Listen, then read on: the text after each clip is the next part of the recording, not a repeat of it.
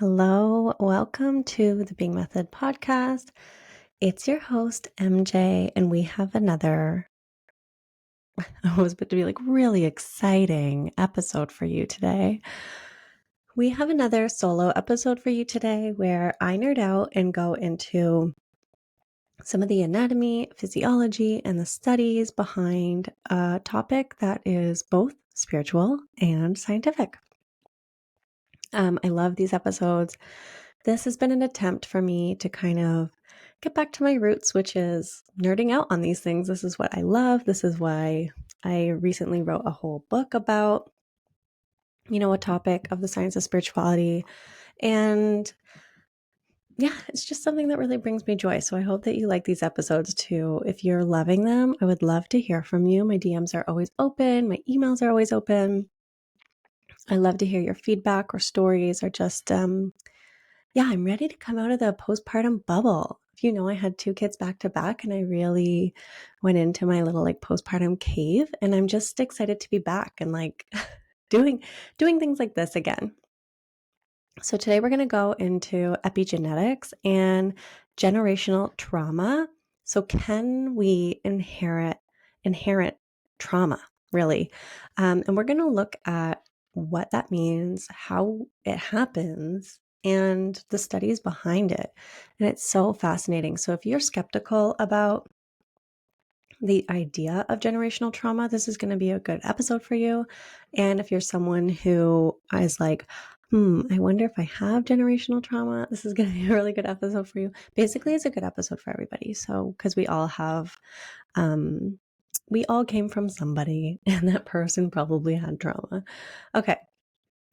So, we're going to look into the research that's showing that stress, fear, and trauma of our ancestors didn't just disappear, that it actually created an imprint on our genes and can influence your health, emotions, behavior, personality, all the things. So let's get into it. This is the study of epigenetics and generational trauma. Like I said, we're going to break down what happens on a biological level. I'm going to cite some studies, and it's going to be super fun. This is like what I love doing, and I'm so happy that I'm doing this right now. Of course, I get to do this in the Being Method, like Science of Spirituality breathwork course, but yeah, I've just always wanted to do like keep coming back to being like, I'm so happy, but I've always wanted to do these podcasts, and I've just never really quite had the time with 2 really young kids. So this just feels so good in my heart. So I hope it feels good in your heart too. Okay, so I've mentioned the word epigenetics a couple of times, so let's go into what that is. It is the study of how our behaviors and environment can cause changes that affect the way our genes work without altering the DNA sequence itself. So what does this mean? It's basically the old question of nature versus nurture.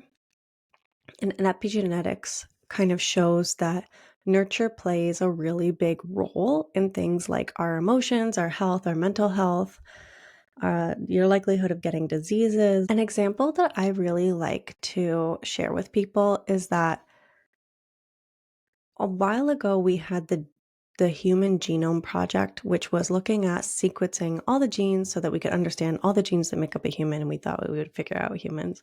But then it got a lot more complicated because we realized we didn't really have that many genes as we thought, and that each gene could be expressed or not. So the numbers of obviously all the basic outcomes got a lot higher than what we thought it would be originally. And we saw this in kind of popular culture, especially with people like Angelina Jolie. Now, I don't know her health history exactly, so don't take this at face value. But essentially what started happening is people were getting genetic testing for things like the BRCA gene, which is a gene that if you get, it may give you a hint that you may have breast cancer. And I'm saying may for a reason, because we have epigenetics now. So people were getting tested with the BRCA gene and thinking, oh, I'm 100% likely to get breast cancer now, and then having things like a double mastectomy. But we know now that just because you have the gene for something doesn't mean necessarily that it's going to express for you. So every single choice you make in life is telling your genes whether to express this gene or that gene. all your environmental choices, all your lifestyle choices, your environment, everything is turning on and off genes. And this is basically what epigenetics is. So someone who has the BRCA gene might get breast cancer, but they might not because they choose not to smoke and they choose to go on long walks every day and live a stress-free lifestyle and all those different things. So it just really reiterates that the way you choose to live your life can change what we thought of was predetermined outcomes. It's basically telling you that you have genetic options. You're not fated towards something. So one way this happens is through DNA methylation, which is a process where chemical groups attach to DNA and change the way certain genes function. So like I said, stress, trauma, or our diet or lifestyle, they can all lead to epigenetic modifications that can be passed down to future generations. Two studies that were really big studies in this field, especially the field of epigenetics, was, and I'm going to give you a book before I go into the study. So if you're someone who really likes reading nonfiction, definitely read The Biology of Belief by Bruce Lipton. That book is the book. That's the book to read on epigenetics. Bruce Lipton is the creator of epigenetics. He's a scientist and he's fascinating, and it will go way even deeper than this episode is into epigenetics and use stories and studies to kind of explain it to you. But let's look at these two studies. So the first study we're going to look at is a landmark study that was done in 2004 on Holocaust survivors and their children. And essentially it was looking at the difference in their cortisol secretion that happened to the Holocaust survivors. And interestingly enough, it also happened for their children, despite their children actually never experiencing the event. One thing that I would love to know about this study is, like, say two people experienced the Holocaust and then had a child and put it up for adoption. Would that child still, I guess what I'm asking is for, like, did the trauma affect the way they parented? Those sorts of things. I don't know. It doesn't say in the study. Obviously, when we have a study, we're only getting like a little snapshot into a world. But what this does show is that the same epigenetic markers of trauma were passed down and affected the children's ability to handle stress in many different ways, emotionally, and in their health as well. The likelihood of them being obese, getting diabetes, dealing with addiction, things like that, all these different diseases that can be from lifestyle, and those lifestyle choices can be from trauma, right? So you can have someone who's traumatized and then all of a sudden they're like making lifestyle choices like eating a certain way, or constantly zoning out on TikTok or watching TV all the time. Like, they're just unable to be present in their life because they're dealing with so much pain and trauma that they don't know how to deal with. The other study is, just skip ahead if, hearing studies done on mice is really uncomfortable for you, but this one was done on mice and inherited trauma. And basically in 2013 at Emory University, they would take male mice and expose them to the smell of cherry blossom and then slightly electrocute them. Horrible, but nothing. I don't think that we need to test on animals, but that's my personal opinion. But then later, the children and grandchildren of those male mice, when they would smell the smell of cherry blossom, despite having never experienced that conditioning of being electrocuted, they would have their cortisol rise up. So they went into a fear state or a sympathetic state despite never experiencing that trauma firsthand. This is so interesting to me because it makes me think about you in your life right now and like what your ancestors went through and the things that you might be fearful of that might be unexplained. Like, this isn't funny. I shouldn't laugh, but I'm a little bit suspect of men I don't know. And I'm always like, no wonder, you know what I mean? Like, I have my own personal experiences, but then also like My mom probably has her experiences. My grandmother has her experiences. And this is not to go down a path of like man bashing, just the numbers of people who do have negative experiences. Women, I should say, women who have negative experiences is really high. And yeah, like my background is Irish, and my great grandmother was Jewish at the time where Poland was being invaded. And there's just, it's interesting to think about your ancestors and like what they went through and what their trauma was and how could that show up for you in a way that might be illogical. You know what I mean? Like you may not understand where that fear or where that pain came from. And I think this just points us to why somatic healing is so amazing, because I feel like therapy is so good at like creating these stories and reasonings and just starting to like kind of cerebrally understand your world. Because my mom did this over and over again, I might do this, you know what I mean? And understand your attachment cycles and all these different things. But there's so many things that can be happening to us at the like cellular level, at the genetic level, that we will maybe never comprehend or never understand. But we should honor, right? Just feelings that come up or fears that come up that, like I said, it might not have been our direct experience. So we don't have a direct memory of it. And I feel like sometimes we can brush those things off, but they're very real, right?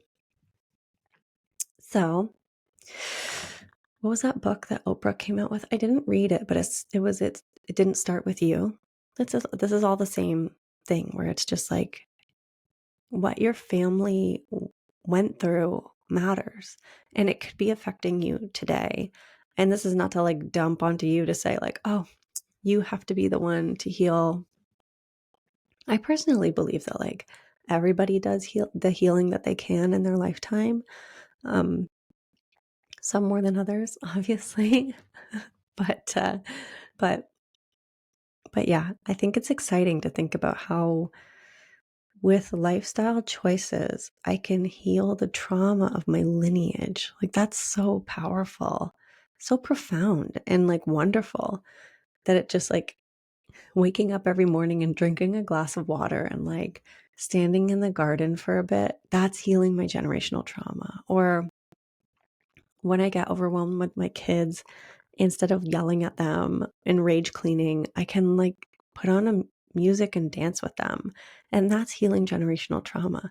I think it's just so cute to think about all the things that we do to find joy, and how, if we collapse time and space, your great great grandmother is dancing next to you. Or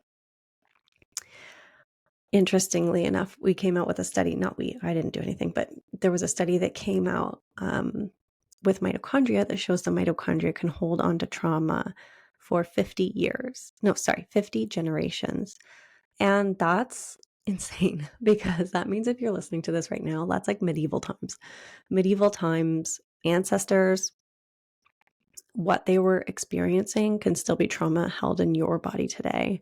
And like, I don't know, I like to think about, um, you know, who were my ancestors? Like some peasant somewhere.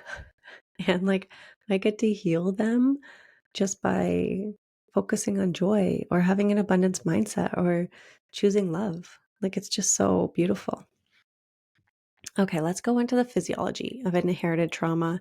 So, what happens in the body when trauma gets passed down? So, here's the key mechanisms. The first thing we'll talk about is the HPA axis and this dysfunction. That's what it's called, HPA axis dysfunction. And the HPA axis is the hypothalamic, which is a part of the brain, pituitary, which is a gland in the brain, adrenal axis. Adrenal meaning the adrenal gland, which is a gland that sits right on top of your kidney. So these are responsible for our stress response. So the hypothalamic part of your brain will kind of look out into the world, put its feelers out there, use your senses to be like, are we safe right now or are we not safe? And then based off of that, it will tell the pituitary gland, which will tell the adrenals. And then there will be a hormone cascade depending on what it believes.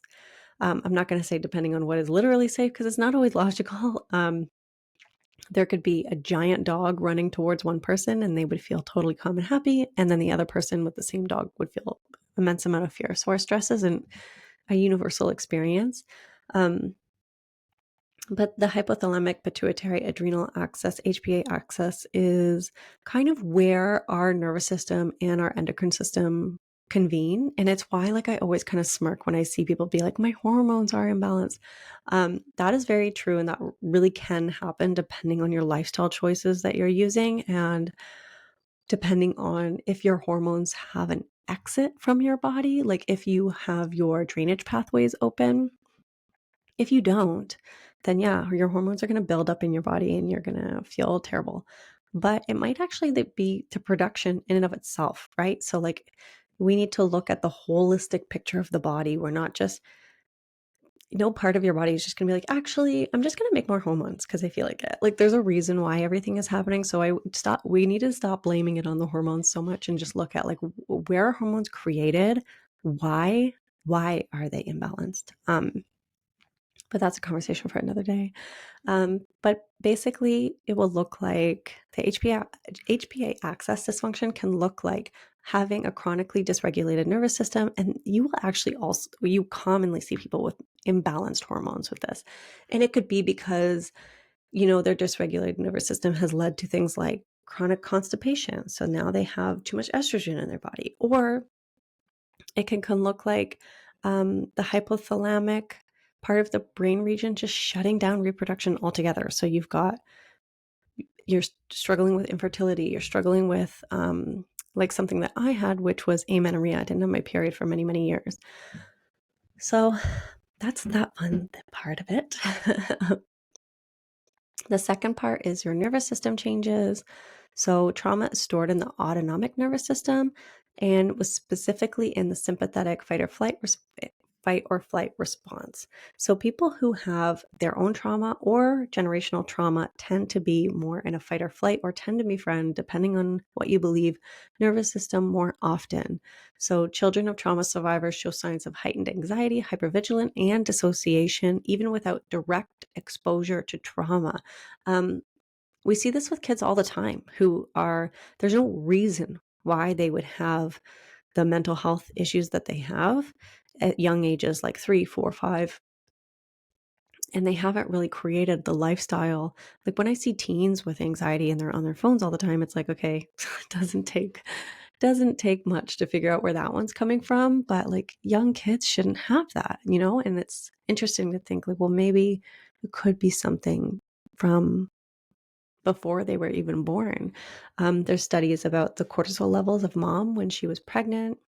Obviously it could be a birth trauma, but it could be something that something that they inherited, which I think is so cool that when you're prepping for giving birth to children, that like going through some sort of generational healing, doing breath work, doing some like movement, somatic practices is so key. Like don't just detox heavy metals, like detox your generational trauma. Let's talk about the microbiome alterations, which is so cool. So recent research suggests that stress and trauma affect the gut microbiome, influencing mood, digestion, even mental health. So studies on war survivors show that their offspring have an increased risk of IBS, anxiety disorders, and autoimmune diseases. This is what I think is the really effed up thing about war is that war creates generational trauma that creates people who are more likely to go to war again because they're traumatized. I think we don't just have generational trauma, we have generational wars. Like look at the most recent thing with Palestine and Gaza. And I'm not trying to make an excuse for what Israel did and is currently doing. But I always think about, okay, had, people in Israel not had the experience of going through a genocide of their own, what would their reaction have been to what Hamas did? Would it have been a reaction that might be a little bit more peaceful? Who knows, right? But I always think about that when I think about, obviously a one-to-one basis of like, what has this person gone through and why are they choosing to act the way that they're acting right now? But also in terms of leaders of countries or what's going on in the world. Like, why are people choosing to do what they're doing?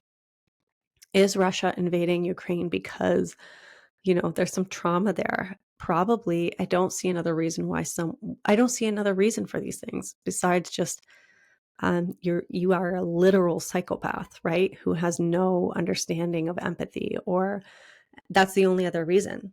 Like if you're someone who would put greed or power or revenge over the life of a child, you're probably someone who has either psychopathic tendencies or a lot of trauma, right? A lot of trauma. Okay, that's a side note. Okay, symptoms of generational trauma. So, how do you know you might be carrying generational trauma? So, if you're listening to this and being like, holy F, I'm Indigenous or I'm Black or I'm Irish, when I look at the history of my people, it has not been great.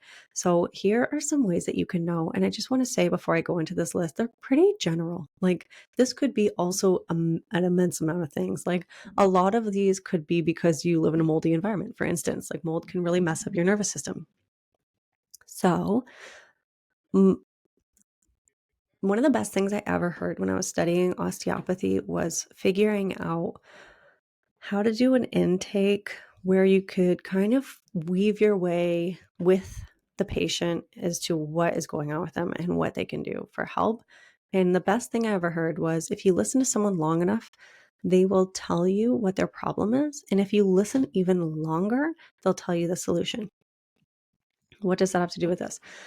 It's that when you're hearing these things, I'm not trying to put fear into you, but I think like you probably clicked on this podcast for a reason. You're probably interested in this for a reason. I think that our soul knows what we need for healing. I think that you will intuitively know if this is you or not. So I'll just say that. I'll just leave you with that. There's no one you can ask but you, really. There's no like test you can do where they're going to be like, oh, yes, your great grandfather had trauma. Now you do. There's no test for this.